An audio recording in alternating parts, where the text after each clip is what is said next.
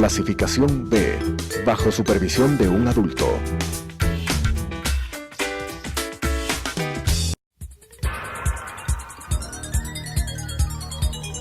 Las opiniones vertidas en este espacio por la producción y dirección del programa son de exclusiva responsabilidad de sus autores y de quienes intervienen en ellos.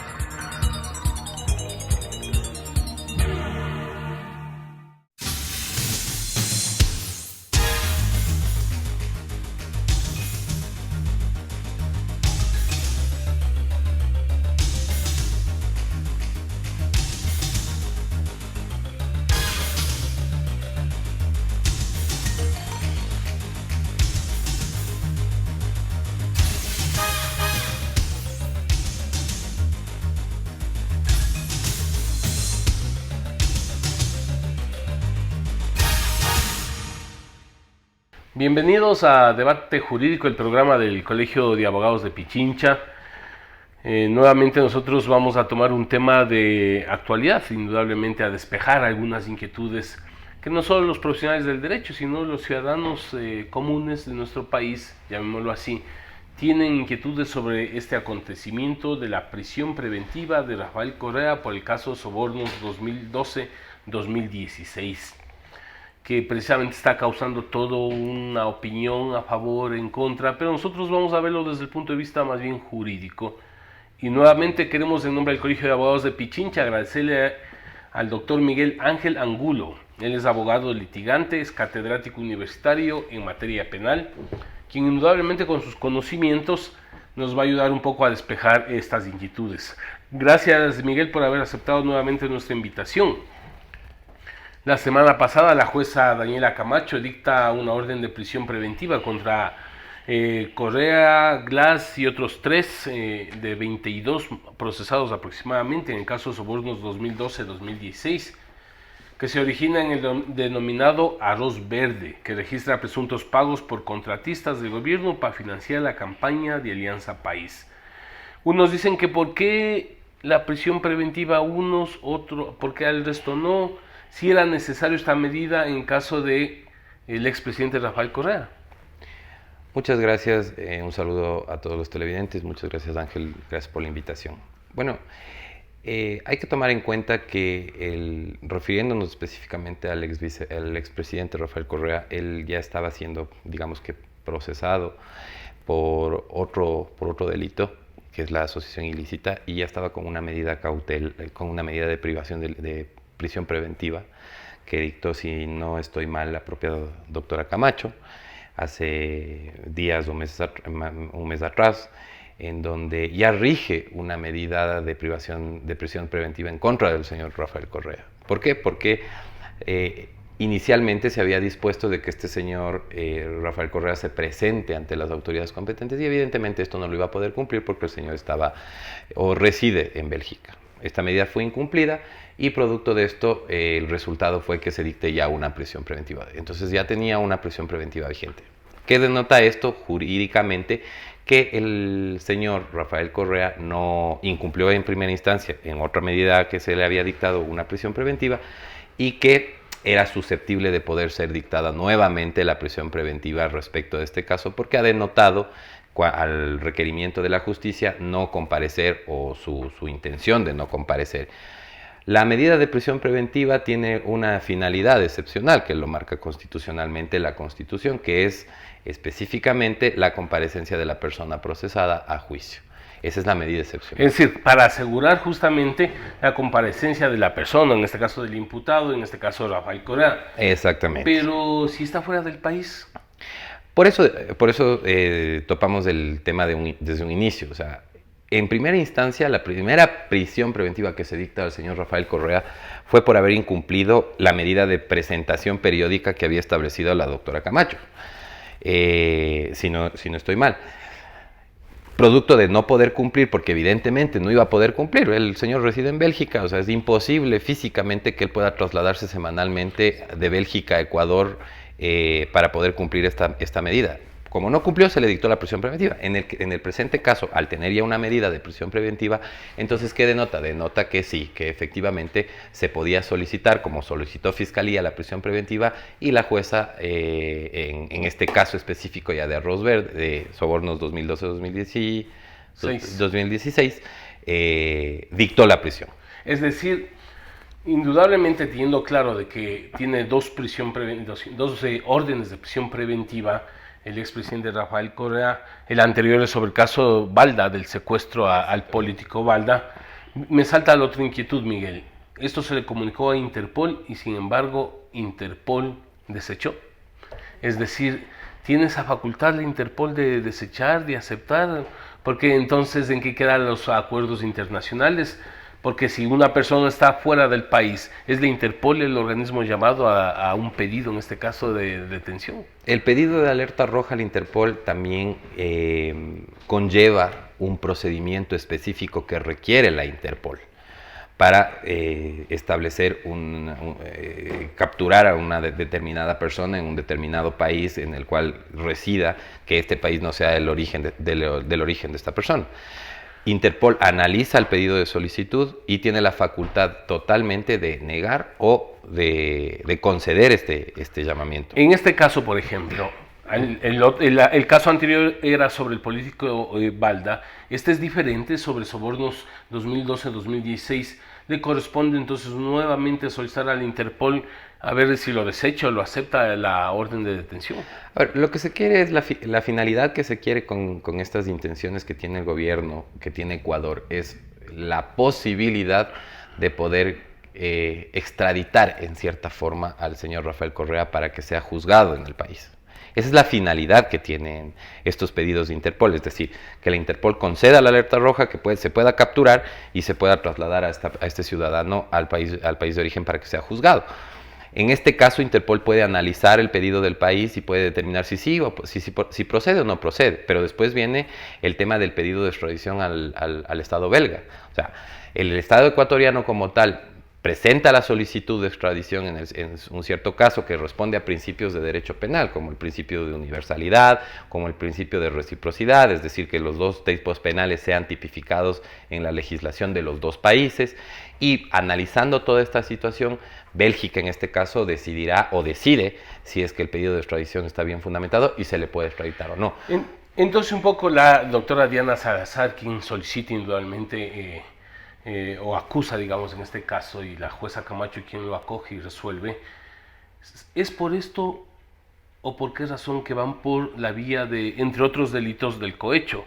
Porque si no estoy mal, el cohecho es un delito penal que puede ser juzgado en ausencia. Sí, de acuerdo al artículo 233 de la Constitución, si mi mente no me falla, existen ciertas conductas tipificadas como delito dentro del ordenamiento jurídico que permiten dos cosas: el juzgamiento en ausencia y, por otro lado, la imprescriptibilidad del ejercicio de la acción penal. ¿Qué se refiere a esto? Que en todos los otros delitos, exceptuando los que determina el artículo 233, como el peculado, entre estos el cohecho, se puede juzgar a la persona, es decir, llegar a una audiencia de juzgamiento sin la presencia de esa persona. En otros tipos penales es necesario que la persona comparezca ante la autoridad y pueda ser juzgada. Eso es por un principio o un derecho constitucional del debido proceso y el derecho a la defensa. Es una norma constitucional que se establece en el artículo 233 que permite perseguir delitos en ausencia relacionados con la corrupción, sobre todo. Pero ¿y el derecho a defenderse de la persona? Lo que pasa es que, a ver, en cierta forma existe una contradicción, porque el derecho a defenderse de la persona no puede ser menoscabado por ninguna circunstancia. ¿Sí? Pero en el presente caso se solicitó en un cierto momento el pedido de prisión preventiva por parte de Fiscalía, la jueza concedió y él puede ejercer su derecho a la defensa respecto de sus abogados defensores, incluso claro, en la audiencia de juzgamiento. O sea, el hecho de que se pueda juzgar en ausencia a una persona no determina de que él le quite el derecho a la defensa que puede hacer con los abogados en el país. Exactamente, o sea, no determina que esta persona no pueda tener acceso al proceso, que no pueda presentar un abogado de su confianza, ejercer una debida defensa técnica, o sea, eso no le quita. Es decir, el juicio de cohecho, Miguel, es imprescriptible, por lo tanto puede establecerse en cualquier momento. Por eso decía, el artículo 233 determina dos cosas fundamentales. Y esto no viene solo de la Constitución. Esto es un andamiaje histórico que ha tenido en los delitos relacionados con la corrupción. Recordemos nosotros que desde la Convención de Mérida, desde el 2002, si no estoy mal, esta clase de delitos ya se vienen persiguiendo, o mejor dicho, se vienen estableciendo en normativa internacional, determinando que los estados que son parte de determinados convenios establezcan normativa interna para poder perseguir adecuadamente estos delitos. Es decir, no es que al legislador o a la constituyente se inventaron esto en el 2008, esto es de antes. Entonces, ¿qué permiten este artículo constitucional, de rango constitucional? Permite tanto el juzgamiento en ausencia, es decir, que la persona no comparezca al juicio, pero pueda ser juzgado, uno, y dos, la imprescriptibilidad. Es decir, este proceso penal no se puede detener en razón o con el argumento de que esta persona no está presente o que han pasado determinados años para poder perseguirlo. Ahí hay que marcar una diferencia. Una cosa es la imprescriptibilidad respecto del ejercicio de la acción penal, es decir, perseguir ese delito hasta el juzgamiento, y otra cosa muy diferente es la prescriptibilidad respecto de la pena que se le imponga en el determinado momento, si se llega a constatar que Correa, en este caso, sería responsable de cohecho, tráfico de influencias o a eso iba Miguel. A ver, el 280 de nuestro Código Orgánico Integral Penal establece el cohecho y establece como penas hasta 7 años. Supongamos que lo lleguen a determinar una pena de 7 años. El expresidente Correa, entonces, ¿esa pena lo cumplirá cuando intente regresar al país? Claro, o sea, a ver, el momento en que el tribunal establece una pena por un determinado delito, en este caso el delito de cohecho, tiene acceso al sistema recursal, presentar una apelación, presentar una casación. Cuando la casación ya se haya resuelto, inadmitiendo el recurso eventualmente, es desde ese momento en donde empieza a ejecutoriarse la sentencia. Yeah. El momento en que se ejecutoría la sentencia comienza a correr, digamos, el ámbito de tiempo en razón de la prescripción de la pena que le impusieron. 7 años, pongamos, ¿ya? Entonces, el momento en que pise el Ecuador y sea capturado, desde ese momento comienza a correr los 7 años si es que es capturado. Y si no, tendrá que esperarse la prescripción de la pena como tal. Se establece también de lo que dice la audiencia donde estuvo la fiscal, otro de los delitos que se lo imputa es la asociación ilícita. La asociación ilícita, de acuerdo a nuestro Código Penal, indudablemente es la reunión de 2 o más personas que se reúnen para cometer otro delito. Es decir, ¿la asociación ilícita va necesariamente unido a otro delito? Sí, pero no es necesario la comprobación como tal o una sentencia condenatoria ejecutoriada de haber perpetrado otro delito. A ver, aquí hay una discusión, digamos, conceptual.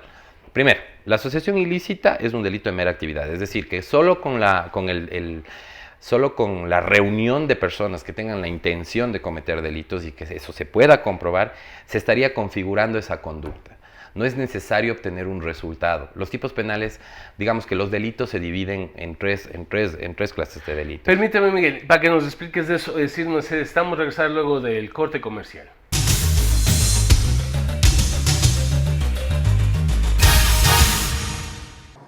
Adriana, cancélame todas las reuniones. No voy a ir a la oficina. Estoy con una jaqueca que no aguanto. ¡El jefe no viene!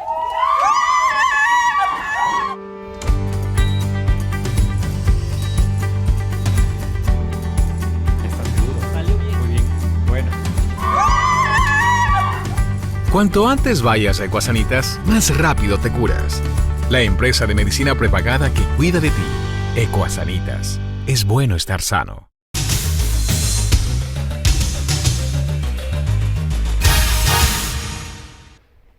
Entonces continuamos con Debate Jurídico, el programa del Colegio de Abogados de Pichincha, con el tema prisión preventiva de Rafael Correa por el caso Sobornos 2012-2016. Para quienes nos sintonizan, nos encontramos con nuestro directo amigo, el doctor Miguel Ángel Angulo, quien es abogado litigante, catedrático universitario en materia penal. Miguel, nos estabas explicando antes de irnos al corte comercial el tema del otro delito que se lo imputa, que es la asociación ilícita. A ver, en derecho penal hay que establecer que existen 3 clases de delitos. Delitos de resultado, delitos de peligro y delitos de mera actividad. para ponerlo en sencillo, los delitos de resultado necesitan un objeto material en donde recaiga la acción lesiva. Es decir, por ejemplo, un homicidio. Necesitas, para juzgar un homicidio, en la mayoría de casos, en el 99% de casos, necesitas un objeto material, una persona que esté fallecida, ¿no es cierto? En los delitos de peligro no. En los delitos de peligro no necesitas ese resultado. Necesitas que tu acción sea tan peligrosa para que se configure el delito. Y en los delitos de mera actividad, ni siquiera necesitas evidenciar un peligro de afectación a un bien jurídico, sino que solo con la conducta se establece el tipo penal. En el caso de la asociación ilícita, salvo mejor criterio, es un delito de mera actividad. De constatarse la reunión con la intención de cometer delitos, eso evidentemente configura el tipo penal de asociación ilícita. Listo. El otro tema que se ha puesto en el debate es el tema de la prueba, si así se lo puede llamar, que presentó la doctora Diana Salazar en la audiencia de un depósito de $6,000 en la cuenta de Rafael Correa. Y lo acepta, hay un mensajero que ratifica de que depositó este dinero, pero entonces este tema ha sido utilizado un poco para desechar las acusaciones. Las propias redes sociales cumplen esta labor y dicen, no, apenas son $6,000, no se le acusaba de más de 15,000 millones. Explícanos si es necesario una prueba de $1 o de los 15,000 millones, si se está demostrando precisamente que puede ser esto una prueba válida para los temas que estamos discutiendo. Claro, a ver, acá la discusión más que dentro de las redes sociales se ha tornado más que todo política y evidentemente se tornó de esta forma por las declaraciones que hicieron determinados abogados en relación a la defensa de Rafael Correa, que dijeron que $6,000 era producto de un préstamo. Recordemos irónicamente cuando el señor Correa durante un montón de ocasiones reiteró a nivel nacional que si le encontraban 20 centavos en sus cuentas, que no eran producto de su salario como presidente, él se pegaba un tiro. Bueno, acá no le encontraron 20 centavos, acá le encontraron $6,000 que eran producto evidentemente de que no era su salario como presidente, ¿sí? Y que relacionado con las actividades que ha determinado la señorita Pamela Martínez referente a lo que se está haciendo, ¿sí?, tienen o guardan relación con estas claro, porque con estos dice, aportes. $6,000 yo puedo pedir, dice uno de los abogados de Rafael Correa, $6,000 no puedo pedir a cualquier amigo. ¿Quién no ha pedido un préstamo a un amigo? Pero el problema es que son $6,000 que provienen de los dineros que admite Pamela Martínez de haberlo administrado fruto de los sobornos. Por supuesto, es que el tema de discusión no es los $6,000 o no es la cantidad como tal. Sí, yo puedo pedir a un amigo que me preste $6,000, él me presta y ya está, yo le voy pagando como puedo. Es más, me pueden hasta regalar. Pero el tema de discusión acá es que esos $6,000 fueron depositados en la cuenta del señor Correa por una persona que tenía vínculo, si no estoy mal, apellido Paredes, que tenía vínculo con esta señora Pamela Martínez. Y Pamela Martínez ha dicho claramente que este dinero fue producto de todo el dinero conjunto que entró en el tema de sobornos y de los Entonces, dineros. ¿tiene que ver con la licitud del dinero que recibe? Evidentemente sí, y no estamos hablando solo de ese depósito de los $6,000, estamos hablando de que, según Fiscalía General, había presentado más de 10 indicios referentes a la participación o eventualmente autoría del señor Correa en referencia a este caso. Lo otro que queda suelto, dice, bueno, son 22 exfuncionarios y empresarios. ¿Por qué solo a 5 la prisión preventiva y al resto prohibición de salida del país, si no estoy mal, o de presentarse periódicamente? Es decir, como que aquí hay una dedicatoria a 5, en este caso el expresidente, vicepresidente y parece que unos ministros. ¿Por qué esta diferencia? A ver, la prisión preventiva nunca tiene que ser dictada en relación a cuestión ideológica, apego político, persecución, nada de gravedad de tipos penales. Eso no lo digo yo, lo dice la Convención Americana de Derechos Humanos, la Corte Interamericana, el informe de la utilización de la prisión preventiva de 2013 de la Comisión Interamericana de Derechos Humanos, un montón de cosas, ¿sí? Pero en relación a la prisión preventiva dictada a determinados sujetos es porque considero yo que dentro del cuaderno procesal se puede evidenciar que no tienen ninguna intención de comparecer al proceso, ¿sí? Ese debe ser el fundamento y el argumento sustancial para que una jueza pueda dictar. Y otra cosa que también no se ha considerado, que estos sujetos puedan intervenir en determinada forma para, digamos, alterar pruebas o guardar pruebas que puedan considerarse y que puedan servir después para el procesamiento. El ex vicepresidente Jorge Glass está cumpliendo ya una pena. Sí. ¿Cómo continúa esto? ¿Se lo puede seguir la causa y si se llegara a determinar darle otra sentencia? Sí, él está con una prisión preventiva por este caso, está cumpliendo una pena por otro caso, en el supuesto no consentido de que él ya cumpla el 60% de su pena impuesta en el primer caso, él deberá seguir cumpliendo la prisión preventiva por un lado, y por otro lado él no podría acceder al 60% de beneficio penitenciario porque está encausado en otra Porque causa. el acogerse a ese beneficio es no tener otro, es no estar encausado en otro. Sí, o sea, para acogerse tú a un beneficio penitenciario necesitas haber cumplido una serie de requisitos, entre ellos el 60%, pero no estar instruido penalmente en otra causa. En este caso no sucede. Se dice que los elementos de convicción de la fiscal Diana Salazar son insuficientes. ¿Quién determina qué viene? Bueno, ahora abren un proceso de instrucción fiscal.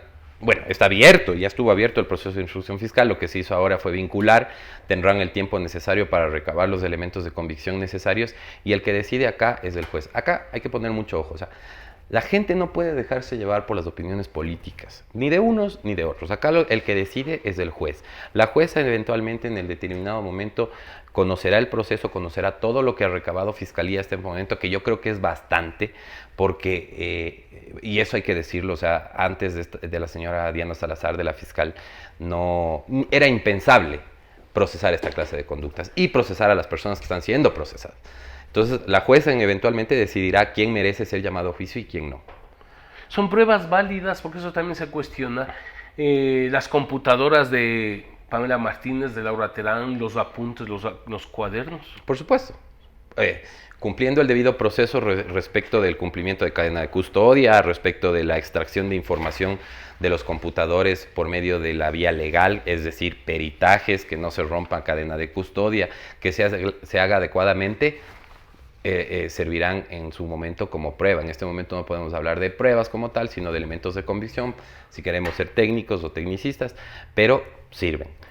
La cuestión es que no se vulnere derechos al extraer estas pruebas, o que no se vulnere procedimientos, como por ejemplo para extraer la información de un computador, uno no puede presentar el computador y ya está, necesita un debido proceso, necesita una técnica investigativa. ¿Por qué dice la fiscal Diana Salazar de que se lo acusa al exmandatario de liderar una red ilegal y ser la cabeza?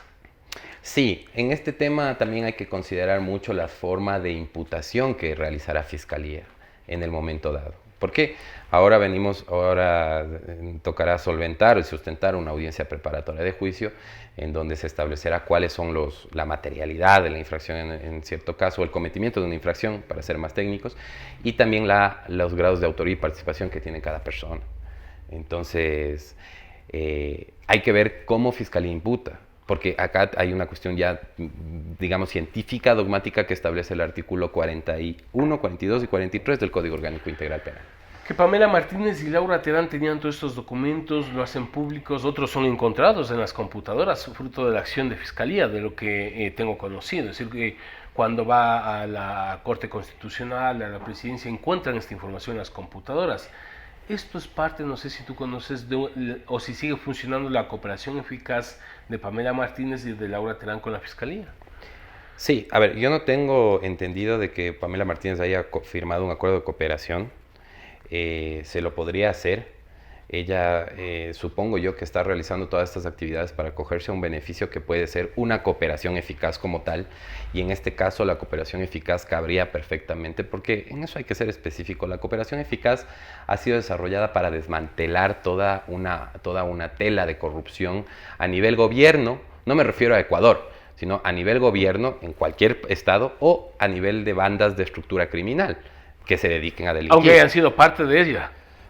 Y claro, aunque a pesar de que hayan sido parte de ella, pero lo esencial en la cooperación eficaz, y eso hay que ser muy claro, es que sirvan para esta clase de delitos. Es decir, en un homicidio no puedo decir, voy a cooperar eficazmente y voy a decir dónde está el cuerpo. Eso no es cooperación eficaz. La cooperación eficaz está determinada para esta clase de conductas. Y sobre todo, la cooperación eficaz puede operar respecto de que la persona que brinde la información sea comprobable, vaya acompañado de otros elementos que puedan compatibilizar y esté orientada a determinar autores, de un rango jerárquico igual o superior a la persona que brinda la información y la cooperación. ¿Por qué Pamela Martínez guardaba esto? Me parece que dicen que era la más ordenada en cierta forma dentro de esta estructura gubernamental, ¿no? Irónicamente, por ahí escuché un comentario de que era la más honesta entre las personas que estaban ahí. O porque sabía que Rafael Correa desconfiaba de todos, inclusive de Patiño. Dicen haber llevado malas cuentas y le encargó a ella que lleve las cuentas. Sí, yo creo que de cualquier cosa se les puede acusar a estas personas menos de ser no prolijos, ¿no? Y recuerdo yo cómo se ha ido revelando cómo Pamela Martínez tenía las anotaciones y la distribución del dinero, quién daba, quién no daba, quién se le daba, quién no se le daba, por medio de qué, por cuándo, qué fechas, que me recuerda mucho a la estructura de documentológica que han desarrollado siempre los alemanes. O sea, porque los alemanes son muy prolijos al momento de establecer su cuestión documental respecto de sus actos. Pero que eso le va a traer el problema y que pueden ser elementos suficientes para encontrarle culpable a Correa. Por supuesto. O sea, los alemanes son muy esquemáticos en sus cosas. Siendo legales y no, recordemos el régimen nazi, ellos tenían documentado todo, absolutamente todo. En este caso, y yo de lo que he ido escuchando se me asemeja mucho a esto, ¿no? Es decir, ir anotando cada cuestión que, claro, ahora ya no es cuestión de orden, sino documentos y pruebas o elementos de convicción que permiten develar y aclarar todos estos asuntos. Queremos agradecerle a Miguel Ángel Angulo por habernos dado sus opiniones, sus criterios jurídicos respecto al caso Sobornos 2012-2016. Muchas gracias. Las opiniones vertidas en este espacio por la producción y dirección del programa son de exclusiva responsabilidad de sus autores y de quienes intervienen en ellos.